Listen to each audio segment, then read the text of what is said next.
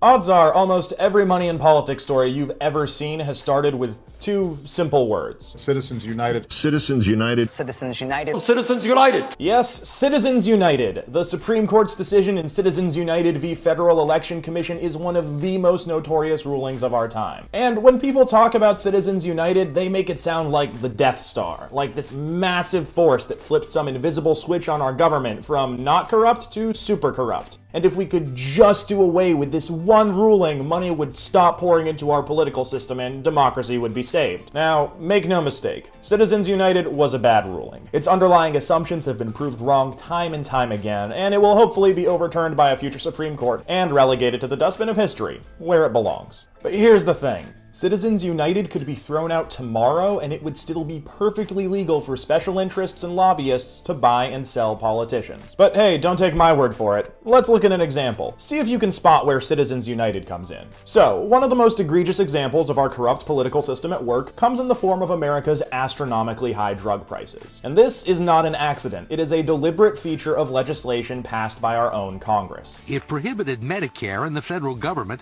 from using its vast purchasing power to negotiate lower prices directly from the drug companies. Well, the key goal was to make sure there'd be no interference in the drug companies' ability to charge high prices and to continue to increase those prices.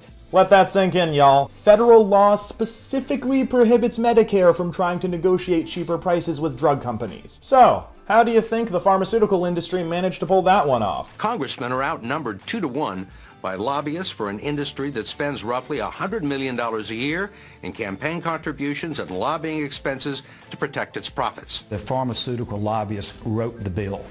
The bill was over 1,000 pages, and it got to the members of the House that morning, and we voted for it at about 3 a.m. in the morning. Yeah, stop me if you've heard this one before. In order to avoid public scrutiny, the industry-friendly legislation was hustled through Congress in the middle of the night, and it ultimately passed, largely thanks to this guy, then Congressman Billy Tauzin. And I say then Congressman because after he ushered the prescription drug bill through Congress, Tauzin was named president and CEO of PhRMA, the leading pharmaceutical industry trade group. Because of course he was. So, just like that, special interests were able to buy public policy that hamstrings the competitive market and hurts regular Americans. Thanks a lot, Supreme Court. Citizens United strikes again. Except not at all. This story happened in 2003, a full 7 years before Citizens United. And the exact same kind of thing is still happening every single day on nearly every issue. Despite what you've probably heard, Citizens United is not the sole source of political corruption in America. It is just one piece of an enormously complex problem. So, what did Citizens United actually do? Well, as long as the decision stands, so-called independent groups funded by corporations, unions, and a small handful of incredibly super-duper rich people can spend unlimited sums of money trying to influence our political system. In practical terms, that means groups like Patriot Majority on the left and Americans for Prosperity on the right can keep flooding the airwaves with manipulative political ads, like these. Outsourcing jobs, taking down the flag.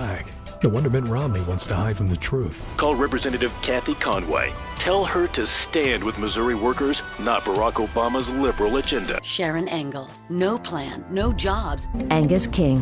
Helping himself?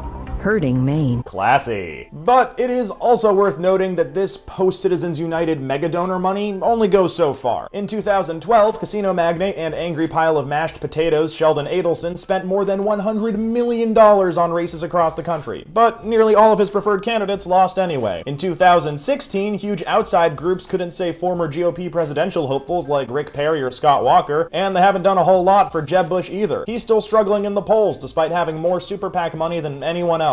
And that's not to say that Citizens United didn't matter, and that's certainly not my intention with this video. Even when big money loses, it has a huge impact by shaping who can mount a legitimate campaign and which policies they champion if elected. But it's crucial to understand that when it comes to rigging the system for financial gain, the most successful special interests write our laws, bribe our legislators with cushy lobbying jobs, and directly fund their re-election campaigns. These strategies all existed long before Citizens United, and more importantly, they can be outlawed right now, without waiting for a constitutional amendment. I wanted to make this video because I still see a ton of very influential public leaders continue to portray the repeal of Citizens United as the one and only answer to political corruption. And this message really bothers me, not because I don't like the idea of overturning Citizens United, but because there is so much more we can and should be fighting for. Like, even if Citizens United stayed in place, there's still a huge list of reforms that would be 100% constitutional. You could pass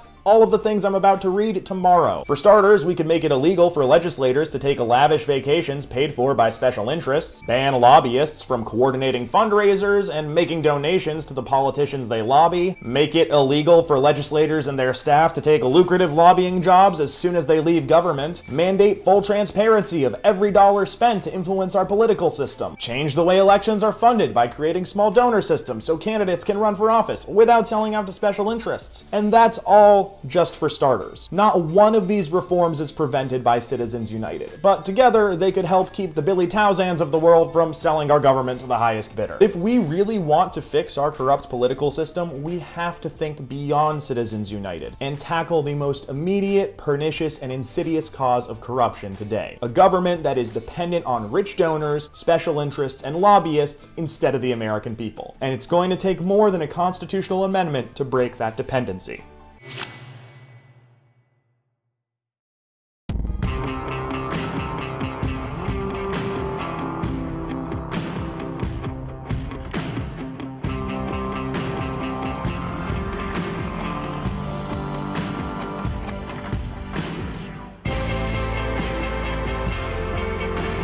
So one of the great things about the Campaign Finance Board is that if a New Yorker gives money, they get matched 6-1, up to $175 per individual.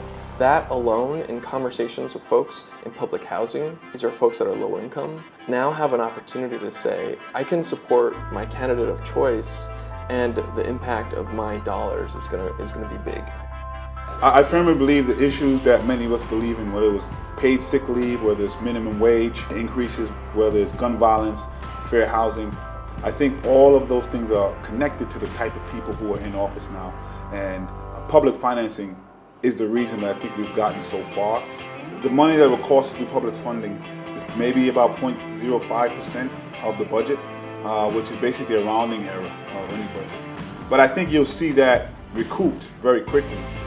Campaign financing allows marginalized communities basically that have been shut out of the process to have a voice in government. And that's how I got elected. I would not be in this position for public advocate and or the position of prior to that as city council, but for campaign finance. It allows me to be who my people want me to be. I do almost anything I want in the city council, and I fight for things that I really care about, that are principled, things that I said I was gonna do. I'm allowed to do it without any fear of repercussions because at the end of the day, my people have my back.